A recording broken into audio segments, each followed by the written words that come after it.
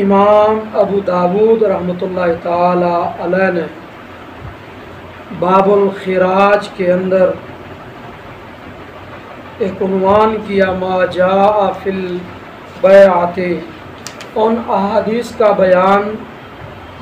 جو بیعت کے سلسلہ میں منقول ہیں۔ تو 2940 نمبر حدیث ہے۔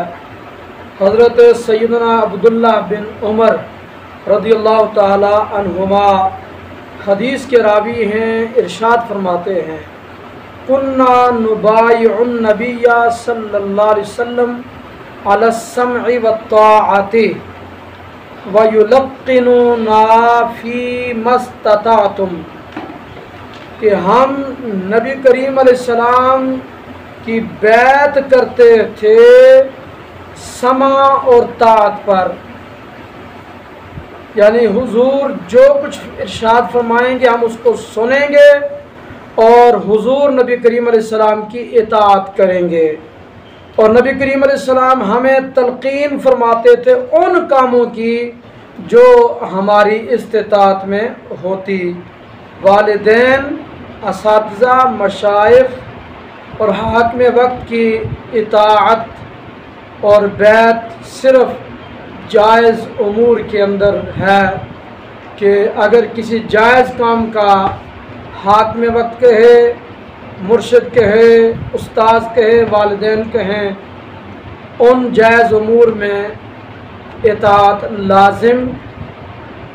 اور اگر کسی ناجائز کام کا کہیں تو وہ ناجائز کام سننا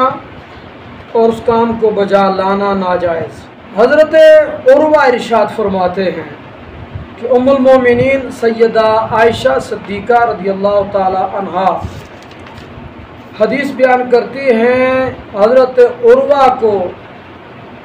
ارشاد فرماتی ہیں نبی کریم صلی اللہ علیہ وسلم عورتوں کی بیعت کس طرح کرتے تھے،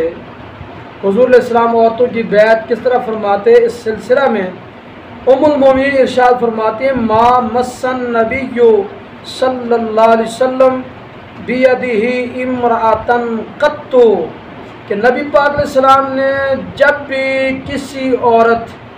کو بیعت فرمایا تو اپنے ہاتھ کے ساتھ کسی عورت کو کبھی بھی نہیں چھوا۔